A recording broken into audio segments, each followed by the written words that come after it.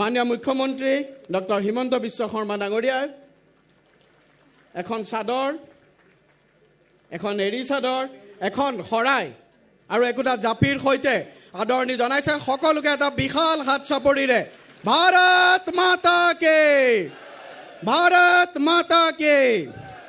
পবিত্ৰ মাৰ্ঘেৰিটা ডাঙৰীয়াকো এখন গামোচা, জাপি আৰু শৰাইৰ সৈতে আদৰণি জনাবৰ বাবে মাননীয় ডক্টৰ হিমন্ত বিশ্ব শৰ্মা ডাঙৰীয়া আৰু মাননীয় ভৱেশ কলিতা ডাঙৰীয়াক অনুৰোধ জনাইছোঁ।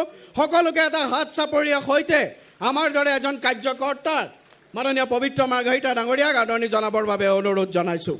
সকলোকে এটা হাত চাপৰিৰে সৈতে মাননীয় ফণীদাক আদৰণি জনাবৰ বাবে অনুৰোধ জনাইছোঁ। মাননীয় ফণীভূষণ চৌধুৰী ডাঙৰীয়া অসমৰ এজন অন্যতম জ্যেষ্ঠ ৰাজনীতিবিদ। মাননীয় জয়ন্ত বসুমতাৰী ডাঙৰীয়াকো একোটা হাত চাপৰিৰ সৈতে আদৰণি জনাবৰ বাবে মই সকলোকে অনুৰোধ জনাইছোঁ। মাননীয় কামাখ্যা প্ৰসাদ তাছা ডাঙৰীয়াকো এক বিশাল হাত চাপৰিৰ সৈতে সকলোকে আদৰণি জনাবৰ বাবে অনুৰোধ জনাইছোঁ। মাননীয় কামাখ্যা দা,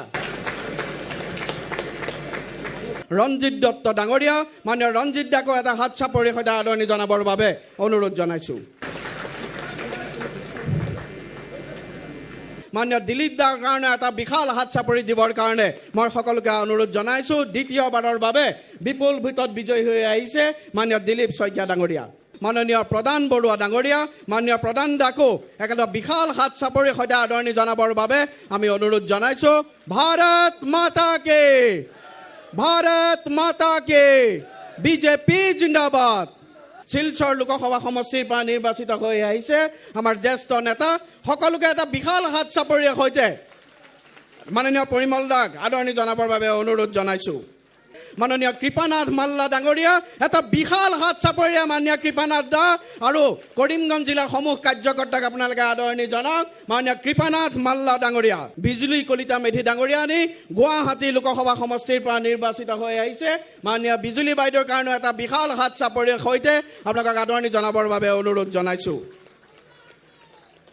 মাননীয় ৰাজ্যিক উপসভানেত্ৰী মাননীয় বিজুলী বাইদেউ, অমৰ সিং টিছু ডাঙৰীয়া, মাননীয় অমৰ সিং টিছু ডাঙৰীয়াৰ কাৰণেও এটা হাত চাপৰি দিবৰ বাবে আপোনালোকক অনুৰোধ জনাইছোঁ।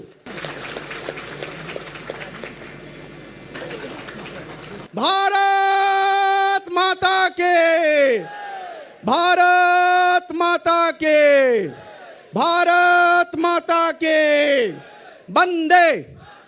ভাৰতীয় জনতা পাৰ্টি অসম প্ৰদেশে আমাক মৰম যাচিবৰ বাবে আগন্তুক দিনত অসমৰ বৰাক ব্ৰহ্মপুত্ৰ পাহাৰ ভৈয়ামৰ বৃহত্তৰ অসমীয়া জাতিটোৰ বাবে নিষ্ঠাৰে কাম কৰিবৰ বাবে এই সভা আয়োজন কৰিছে।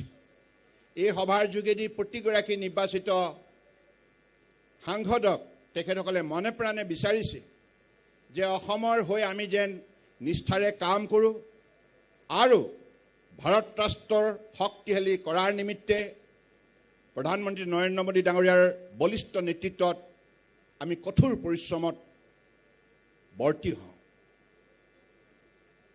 আজি এই মুহূৰ্তত মই কিছু আৱেগিক হৈছোঁ, কাৰণ এটি কথা মোক বাৰংবাৰ মনলৈ আহি আছে যে আমাৰ ভাৰতীয় জনতা পাৰ্টিৰ একেবাৰে বুথ পৰ্যায়ৰ পৰা বুথ কমিটি হওক, পৃষ্ঠা প্ৰমুখ, শক্তি কেন্দ্ৰ, বিস্তাৰক, মণ্ডল, জিলা, ৰাজ্যিক আৰু মৰ্চাৰ বিভিন্ন দায়িত্ব বহন কৰা আমাৰ নিষ্ঠাবান কাৰ্যকৰ্তাসকলে যদি মূৰৰ ঘাম মাটিত পেলায় আমাৰ বাবে কষ্ট নকৰিলে হয়, হয়তো আজি মই এনেধৰণে এই মঞ্চত থিয় হোৱাৰ সুযোগ লাভ কৰিব নোৱাৰিলোঁ হয়।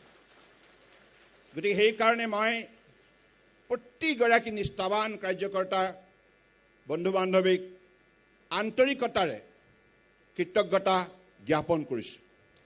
সকলোকে নমস্কাৰ।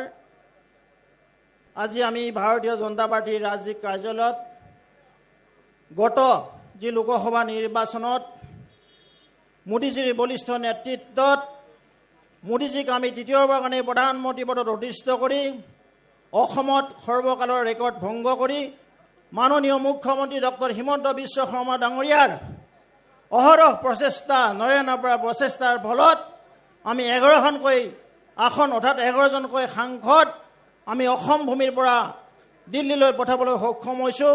মোৰ পৰম শ্ৰদ্ধাৰ কাৰ্যকৰ্তা বন্ধু বাইদেউসকল সকলোকে মাননীয় মুখ্যমন্ত্ৰী এটা হাত চাপৰিৰে উষ্ম আদৰণি জনাব লাগে।